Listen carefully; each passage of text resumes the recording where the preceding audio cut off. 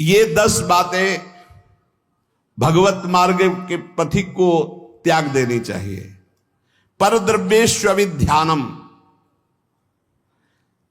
दूसरे के धन का अपहरण करने की वृत्ति, चाहे विरक्त हो चाहे गृहस्थ हो। पर द्रव्येष्वभिध्यानम मनसानिष्ट चिंतनम, जो मन से भी दूसरे के धन का चिंतन करने लगता है तो खुद उसका अनिष्ट शुरू हो जाता है। शास्त्र की बात मान लो, जिम हरि शरण नए को बाधा, सुखी मीन जहां नीर अगाधा। तुम भगवान से विमुख होकर जिस पाओगे। पर द्रव्येष्वभिध्यानम, ये मायावी लोग मिल जाते हैं। अगर धन का चिंतन करोगे मिल जाएंगे। बहुत बहुत मारा घूम रहा है रुपया। रुपया के लिए भगवत मार्ग, चाहे गृहस्थ हो चाहे विरक्त, रुपया कोई भगवत प्राप्ति नहीं कराता, केवल भोग देता है। तो भगवान जैसे रखें वैसे धर्म पूर्वक चलो, अन्याय पूर्वक या चिंतन पूर्वक नहीं। चिंतन नहीं धन का, चिंतन हरि का। मनसानिष्ट चिंतनम, चिंतन करोगे तुम्हारा अनिष्ट कर देगा रुपया। ये संसारी पुरुष नहीं समझ, रात दिन उसी की चिंतन करते हैं, तभी डिप्रेशन में पहुंच जाते हैं। नाना प्रकार की कुभावनाएं प्रकट होने लगती हैं। जिसको इस जन्म में परमानंद की अनुभूति करनी है उसको सावधान। पारुष्य अनृतम चैव पैशून्यम चापि सर्वशा। अगर परलोक की प्राप्ति करनी, परम धाम जाना है, तो आप चुगली करना, निंदा करना, दूसरे की बातें करना छोड़ दो। दूसरे के धन का चिंतन, अपहरण करना छोड़ दो। मिथ्या भाषण, परनिंदा और असंबद्ध प्रलाप ये साधक में नहीं होना चाहिए। असंबद्ध प्रलाप, चुगली, निंदा ये जबान में नहीं होना चाहिए। और कह रहे हैं अदत्तानाम उपादानम हिंसा चैवा विधानता परदारोप सेवा चा शारीरम त्रिविधम स्मृतम। बिना किसी के दिए हुए किसी वस्तु का स्पर्श मत करो। देने पर भी तब देखो कि तुम्हारे योग्य है कि नहीं। और परदाररति, चूंकि ये गृहस्थ या विरक्त कोई भी भगवत प्राप्ति के लिए चले, उसके लिए किसी भी परदाररति, दूसरे की स्त्री के प्रति तनिक भी लगाव नहीं होना चाहिए काम भाव का। अगर काम भाव का जरा भी लगाव है तो तुम्हारा पतन हो जाएगा। बहुत विचित्र समय कलिकाल का प्रभाव चल रहा है, इस पर दृष्टि ही नहीं जा रही। ये जो व्यभिचार प्रवृत्ति है इसको एक मनोरंजन मान लिया गया है, इसको एक खिलवाड़ मान लिया, इसे एक सीमा में रखा गया है। एक सीमा में रखा, पाणी ग्रहण संस्कार कर स्वीकार करके फिर धर्म पूर्वक चलो, वैराग्य हो जाएगा। अधर्म पूर्वक चलोगे आसक्त हो जाओगे। परदाररति ये नरक प्राप्ति का हेतु है। इसलिए उपासक जो भगवत प्राप्ति करना चाहता है अशुभ कर्मों से बचे, परदाररति से बचे। किसी भी तरह से जो अपवित्र वस्तु दी जाए उसको स्पर्श न करे। हमारे लिए क्या पवित्र है? विरक्त के लिए हम भगवत मार्ग के पथिक हैं, जितना हमें चाहिए उतना मांग लेंगे। जो नहीं चाहिए वो हमारे लिए सब अपवित्र, हमें नहीं चाहिए, नहीं चाहिए। और गृहस्थ के लिए धर्म पूर्वक कमाई हुई वस्तु किसी के दान दक्षिणा या किसी का यह ऐसा स्वीकार न करे, बहुत हानिकारक होता है। दोषै प्रयुक्ता शरीरेण प्रवर्तमानो हिंसास्ते प्रसिद्धो मैथुनान्याचरति।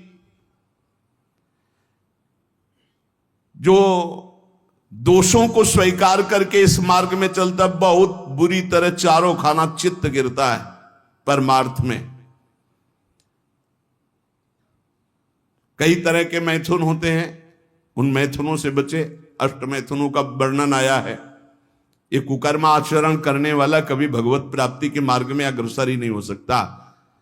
इसलिए शास्त्र है बहुत सावधानी, चाहे गृहस्थ हो चाहे विरक्त, अगर शुद्ध सच्चिदानंद का आनंद लेना चाहते हो, दुखों से अपने आप को बचाना चाहते हो, तो हर प्रकार के मैथुनों से बचने की चेष्टा करें। पर पीड़यन, दूसरे को कभी दुख ना दे। मिथ्या भाषण, कशोड़ भाषण, ये सब कुकर्म के अंतर्गत ही आता है।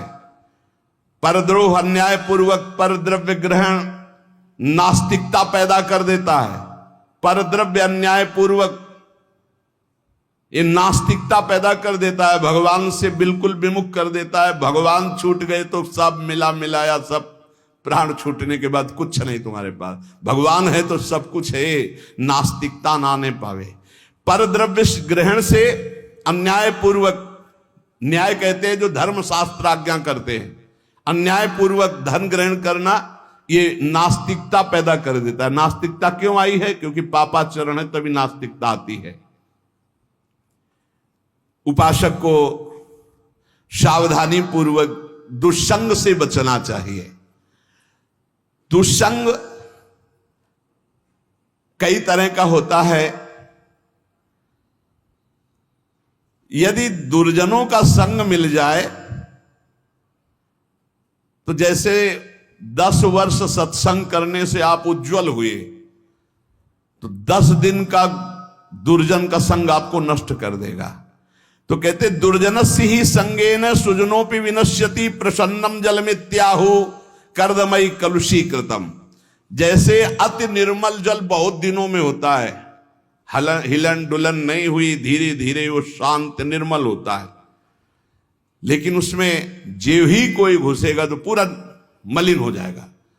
ऐसे ही मन को निर्मल करने में बहुत समय लगता है, लेकिन दुर्जन का संग चरित्र दूषित करके हृदय को मलिन कर देने में बिल्कुल देर नहीं लगती। इसलिए दुर्जनस्य ही संगेन सुजनोपि विनश्यति। बड़े बड़े सज्जन पुरुषों का नाश भी दुर्जन पुरुषों के संग से हो जाता है। एक बार यदि दुर्जन का संग हो जाए तो निकलना मुश्किल होता है। बड़े बड़े सज्जनों के हृदय में भगवत मार्ग पर अविश्वास पैदा करके नास्तिक बना दिया दुर्जनों ने।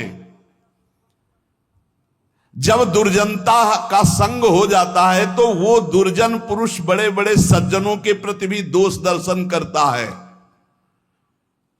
जैसे लोगों के साथ रहा जाता है, जैसे लोगों की बात सुनी जाती है, जैसे लोगों से हम बात करते हैं, वैसा स्वभाव बन जाता है।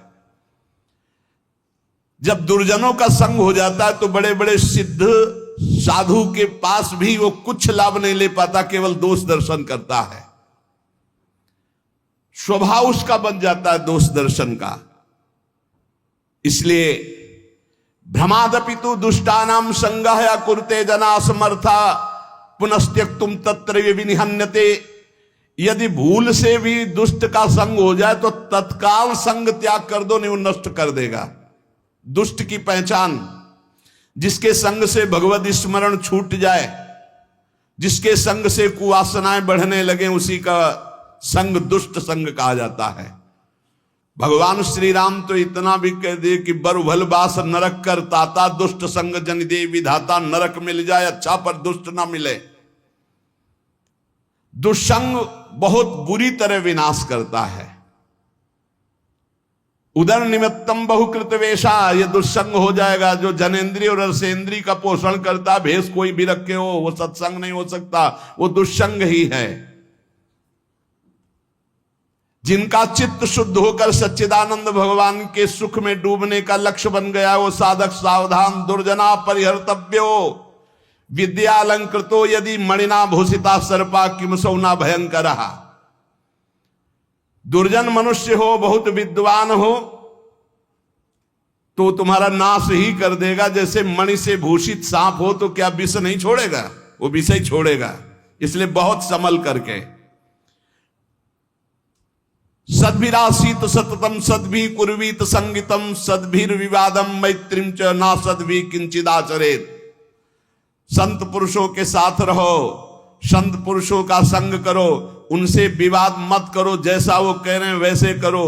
सज्जन पुरुषों के संग से तुम्हारे हृदय में सज्जनता आएगी, और दुर्जनों का संपर्क तुम्हारे हृदय में अश्रद्धा पैदा कर देगा। कैसा? अब जिस संत से मिलोगे तुम्हारे अंदर अश्रद्धा है तो तुम वहां दोष दर्शन करोगे। महापुरुषों के समीप रहते हुए भी तुम कुछ नहीं प्राप्त कर पाओगे। जाड्याम धियो हरति सिंचन्ति वाचम सत्यम मनोन्नतिम दिशति पाप मपा करोति चेता प्रसादयति दीक्षु तनोति कीर्तिम सत्संगति कथम किम न करोति पुंसाम। जब सत्संग मिलता है तो हृदय का कूड़ा करकट दूर हो जाता है, काम क्रोध ये नष्ट हो जाते हैं, बुद्धि विवेकवान होकर भगवान की तरफ बढ़ती है। और जब कुसंग मिलता है तो ऐसी संशयमय बुद्धि हो जाती है कि बड़े बड़े संत महात्माओं के समीप जाकर के भी वो दुर्लभ लाभ ना लेकर वो दोष दर्शन करता रहता है। समीप में दूर दूर से आकर लोग उनके दर्शन और उनके वचन सुनकर अपना परम कल्याण कर लेते हैं, लेकिन दुर्जन स्वभाव वाला, दुर्जन संग करने वाला उनके समीप रहकर उनकी निंदा करता है, उनके दोष दर्शन करता है, उनसे लाभ नहीं ले पाता है। अनेकों बार बड़े महापुरुषों का संग प्राप्त होने पर भी वो अगम्य रहते हैं, वो उनका लाभ नहीं ले पाते। इसीलिए देवर्षि नारद जी ने बताया कि साधु संग अगम्य है। साधु के समीप रहना, साधु के समीप जाना, अगर आपके अंदर दुष्टता है, दुष्ट स्वभाव है, तो आप उसका लाभ नहीं ले पाएंगे। दूर दूर से आकर लोग दर्शन संभाषण और अपना परिवर्तन कर रहे हो, समीप रहकर दुष्ट स्वभाव होने के कारण, वो साधु में दोष दर्शन करने के कारण लाभ नहीं ले पाते। इसलिए सदैव सत्संग करो, दुर्जनों का संग त्याग करो, नाम जप करो और रसेंद्री को संभाल के रखो और लेने में बहुत सावधान रहो। किसी से कुछ लेने में सावधान रहो, वो ऐसा पाप की कमाई ना हो जो तुम्हारी बुद्धि भ्रष्ट करके भगवान से विमुख कर दे। चाहे गृहस्थ हो चाहे विरक्त, अन्याय पूर्वक जीवन नहीं होना चाहिए, धर्म पूर्वक जीवन होना चाहिए। भगवत मार्ग में सबसे ज्यादा जो बाधक है वो है मान, बड़ाई, प्रशंसा, सम्मान और हे लाडली। हमारा मन इसी में फंस गया। मान सम्मान प्रिय लगने लगा, बड़ाई प्रतिष्ठा कीर्ति अच्छी लगने लगी, इसीलिए हर्ष और शोक, मान और अपमान, दुख और सुख, इन द्वंद्वों में मैं फंस गया। हे मेरी स्वामिनी, अगर कोई बचा सकता है तो सिर्फ आप बचा सकती हो, क्योंकि मान प्रतिष्ठा ये ऐसा मीठा जहर है कि इसे कोई छोड़ना नहीं चाहता और बिना इसको त्यागे भगवत प्राप्ति या तत्वबोध हो ही नहीं सकता।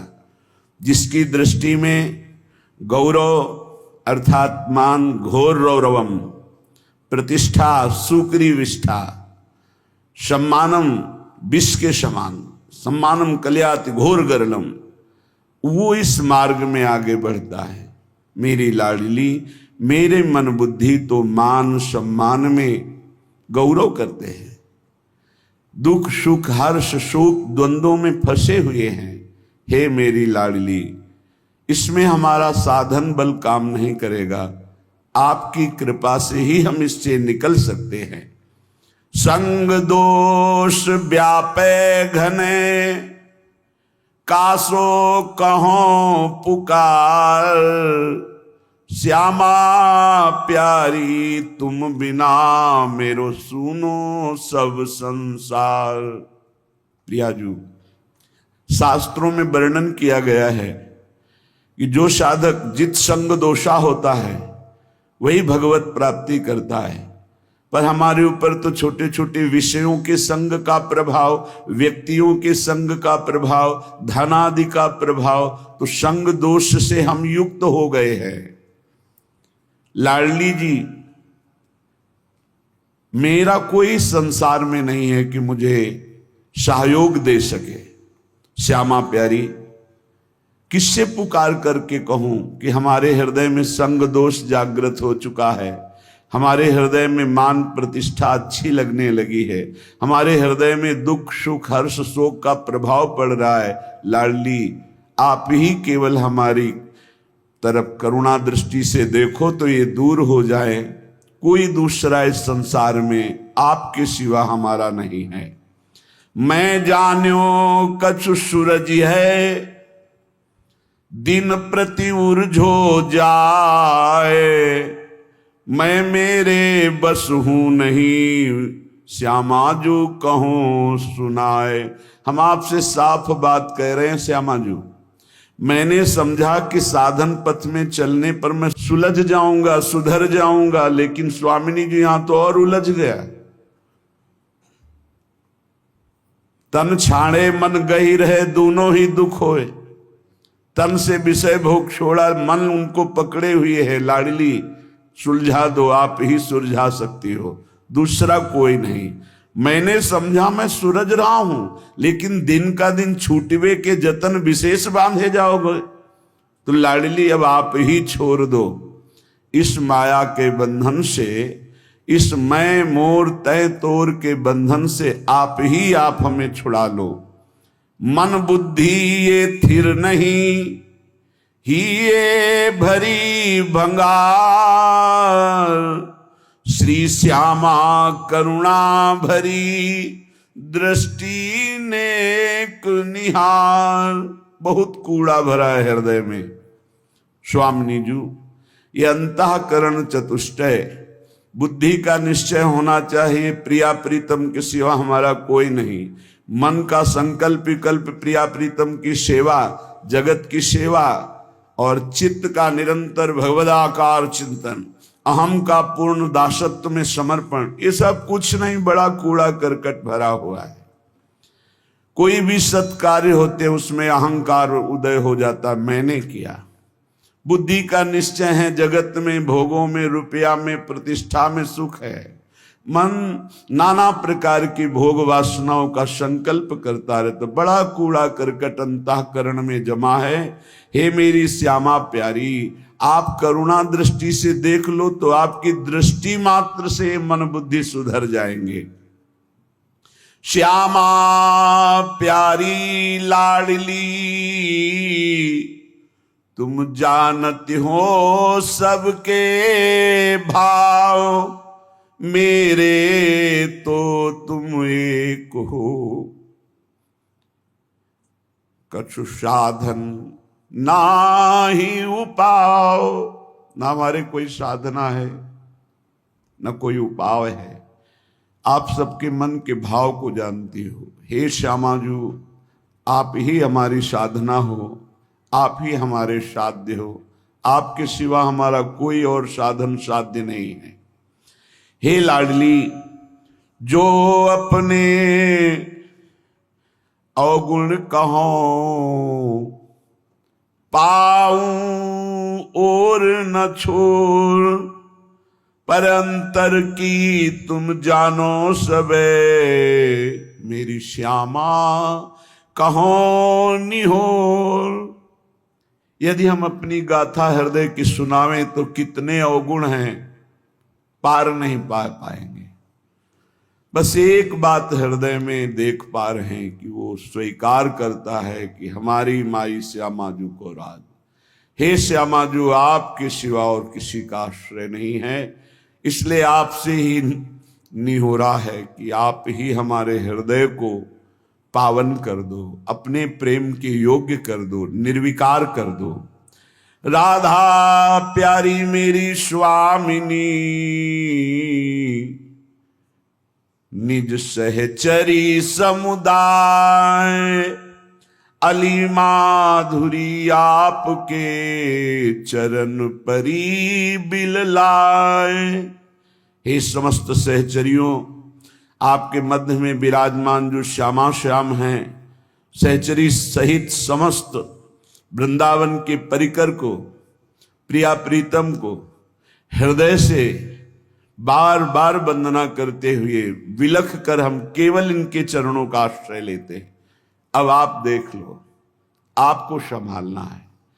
इसे निर्भरा भक्ति कहते हैं। पूर्ण रूप से अपने इष्ट के भरोसे में हो जाना। जब अपनी तरफ दृष्टि जाए तो अति दैन्य और दोष युक्त, और जब इष्ट की तरफ दृष्टि जाए तो अत्यंत गर्व और आनंद में। तो हम अपनी तरफ दृष्टि करके अपने इष्ट को बता रहे हैं कि हमारे में ये सब दोष है, हमारे में ऐसा कोई गुण नहीं कि हम आपको प्रसन्न कर पावे। इसलिए हे लाडली, हे लालजू, आप कृपा करो और अपने योग्य हमारे हृदय को बना लो, क्योंकि बनावटी प्रभु को पसंद नहीं। निर्मल जन मन सो मोहि पावा, मोहि कपट छल छिद्र न भावा। मुझे कोई कपट छल दोष विचार ये प्राप्त नहीं कर सकते हैं। मुझे प्राप्त कर सकता है निर्मल मन, और हमारा मन मलिन है।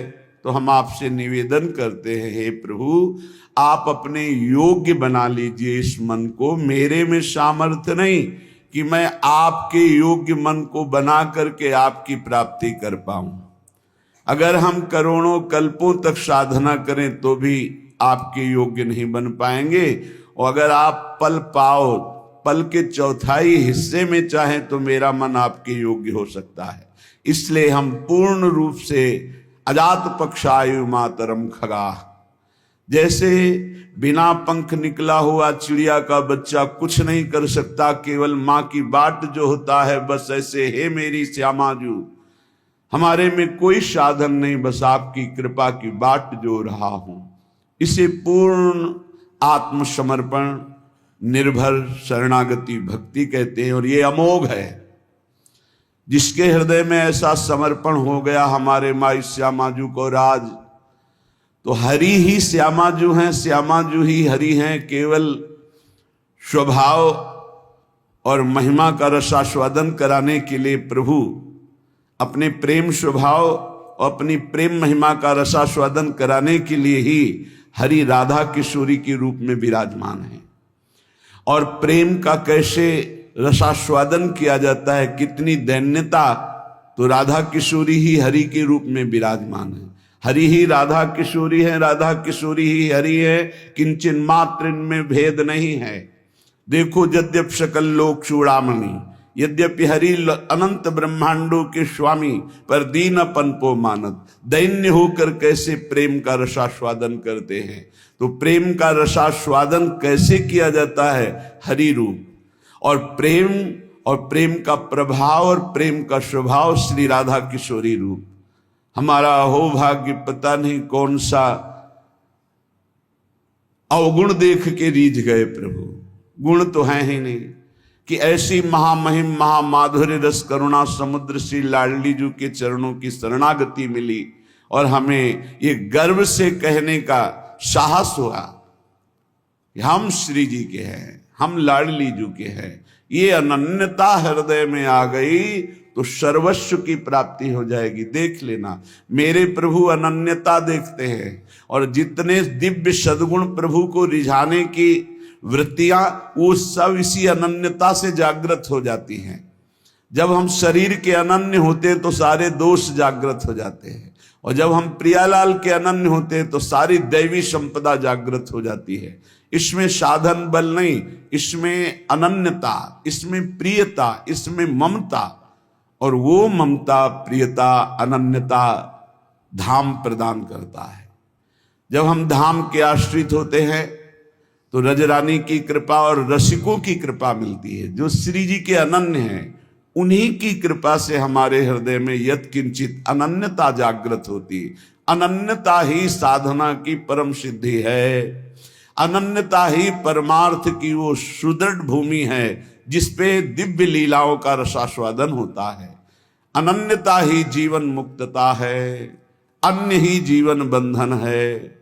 वो धन्य है जो अपने इष्ट के गुरुदेव के अनन्य हो गए, जिनके हृदय में ऐसी दृढ़ता आ गई कि बने तो रघुबर ते बने, बिगड़े तो भरपूर, तुलसी औरन ते बने, ता बनबे पे धूर। ये अनन्यता, हमारे इष्ट हमें जैसे रखे हम राजी हैं। हम राजी हैं जिसमें हमारे इष्ट राजी हैं। इष्ट जैसा जैसा विधान करते, चाहे वो दुखद हो चाहे सुखद हो, हम कभी कोई प्रश्न उनसे नहीं करेंगे, और हम प्रसन्न रहेंगे उनके विधान को मानकर। ये अनन्य भक्त की हृदय की स्थिति होती है। श्रीपाद प्रबोधानंद जी महाराज श्री वृंदावन धाम के अनन्य महापुरुष हैं, जिनको तत्वबोध है और प्रियालाल के प्रेम में उन्मत्त रहते हैं। वो कहते हैं कलिंद सुतयायुतम प्रणय माधुरी धारया प्रबद्ध सुख चंद्रिका जलधि फुल्लवल्ली द्रुमम कपोत शुक शारिका पिक मयूर कालंकृतम भ्रमद भ्रमर झंकृतम जयति धाम वृंदावनम। प्रेम रस की धारा यहां बहती रहती है वृंदावन में। अब निज धर्म आपनो कहत तहां नित्य वृंदावन रहत बहत प्रेम सागर जहां। बोले प्रणय माधुरी की रसधारा यहां प्रवाहित होती है। जैसे समुद्र के तट पर रहने वाले को शंका बनी रहती है, कभी भी ज्वार भाटा आए और तटस्थ भूमि को तोड़ करके वो डुबो दे, ऐसे ही वृंदावन में है।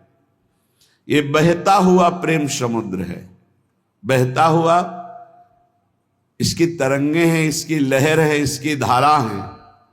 यहाँ की लताएं, खगमृग, पशु पंछी, यहाँ के रसिक महात्मा, ये जब बाढ़ आएगी, किसी भी रसिक महापुरुष का सानिध्य मिला और उसकी करुणा बरस गई तो प्रेम में डूब ही जाओगे। यहां पक्का प्रेम में डूब जाओगे, अंतिम क्षण तक डूब जाओगे। अगर अभी कुछ नहीं बन पा रहा और आप धाम के आमरण व्रतधारी हैं कि मेरा शरीर छूटे तो वृंदावन में छूटे, तो अंतिम समय तक किसी न किसी सखी की नजर पड़ेगी और आपको प्रियालाल के प्रेम में डुबो देगी, क्योंकि करुणा का मूर्तिमान स्वरूप सहचर्या है। इसलिए धाम प्रेम धाम कहा गया है। यहां प्रेम समुद्र बहता हुआ है। यद्यपि समुद्र स्थिर होता है, पर यहां कह रहे बहत प्रेम सागर जहां, क्योंकि प्रेम स्थिर नहीं है, प्रतिक्षण वर्धमानम है, बढ़ता ही रहता है। प्रेम जैसे चंद्र कला बढ़ता है, पर चंद्रमा में पूर्णिमा होती, प्रेम में कभी पूर्णिमा नहीं होती, सदैव बढ़ता रहता है, नवम नवम नवम प्रतिक्षण वर्धमानम। इसलिए बहता हुआ प्रेम समुद्र वृंदावन धाम है और इसकी तरंगे हैं यहाँ की लता, रजरानी, खगमृग, पशु पंछी और यहाँ के रसिक जन। किसी की भी कृपा हो जाए, यहाँ के एक पक्षी की कृपा हो जाए तो आप प्रेम में डूब जाएंगे। यहाँ एक लता की कृपा हो जाए, यहाँ किसी रसिक की कृपा हो जाए, तो जो प्रेम बड़ी बड़ी साधनाओं से भी सुलभ नहीं है, अत्यंत दुर्लभ, वो प्रेम प्रकाशित हो जाए। प्रेम मेरी प्रियाजू, मेरे लालजू, और उनका चिंतन करते हुए अश्रु प्रवाह कर हृदय में ऐसी पीड़ा हो रही, हाय कब मिलेंगे जो मेरे हैं, अनंत जन्मों से बिछड़े, दरस बिन दुखन लागे नैन, भारी विकलता, अनंत जन्मों के पाप संस्कार भस्म हो गए, कर्म बंधन छिन्न भिन्न हो गए और वो भगवत स्वरूप होकर प्रियालाल की दिव्य लीला में प्रवेश पा गया। ये प्रणय रस धारा है सीधाम वृंदावन। और बहुत करुणा करके दुरंत मोह का नाश करने वाली श्री यमुना जी इस श्रृंगार रस धारा मानो द्रवित होकर प्रवाहित हो रही हूं।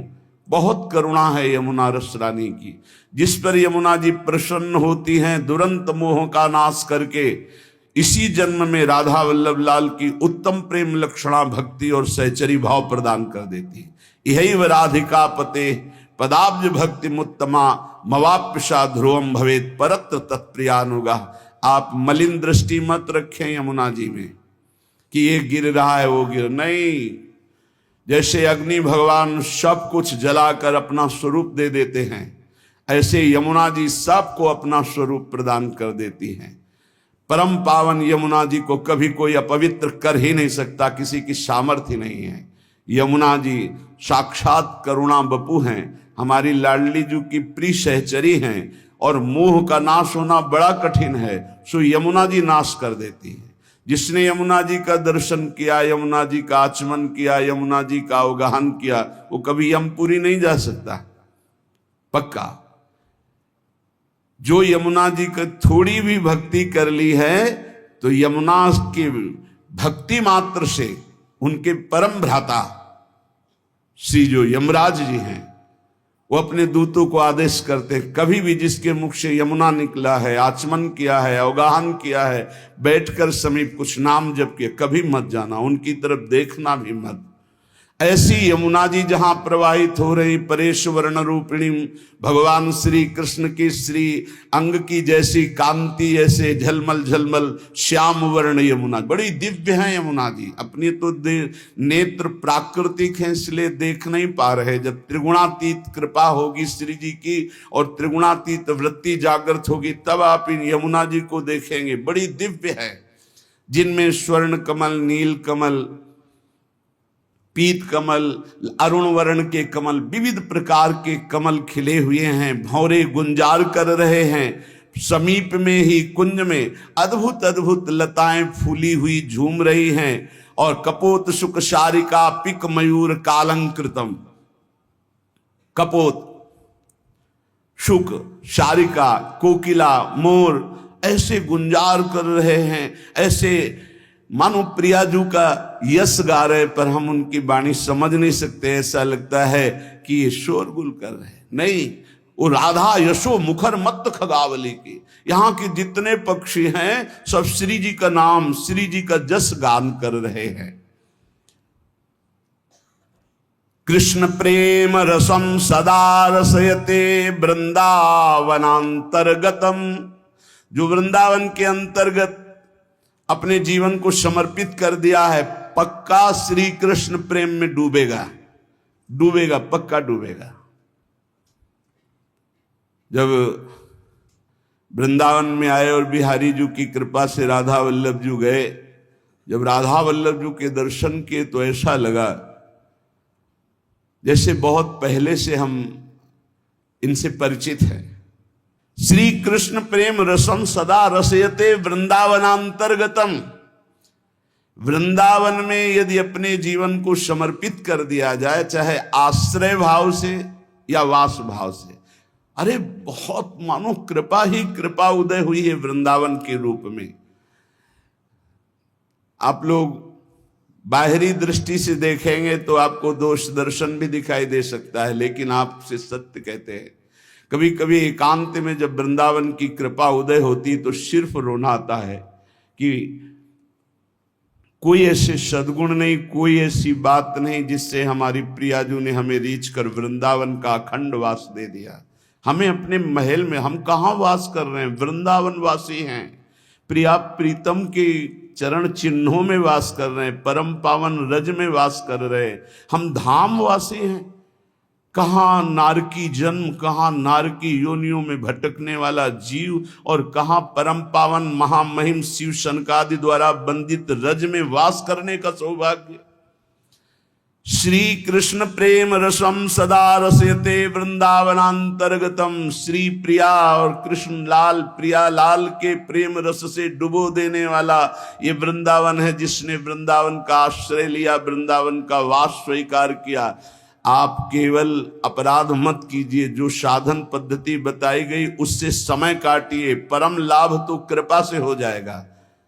आपका प्रयत्न केवल अपराध रहित होने के लिए, आपसे असाधन ना बने, इसलिए काम तो सब कृपा से हो जाएगा।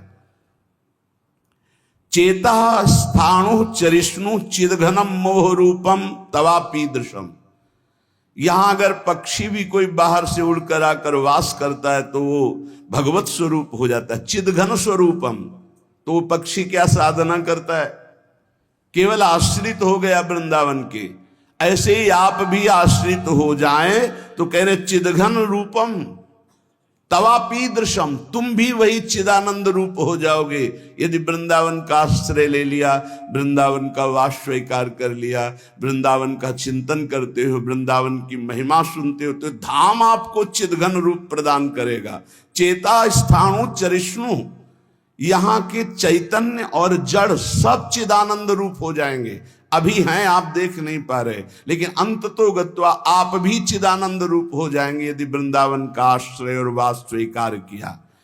एवं चे नहीं भाति तद गुरु मुखान श्रुत्वा सदा चिंतय, यहां वृंदावन में सदगुरु का वर्ण करो तो तुम भी ब्रजवासी हो जाओगे।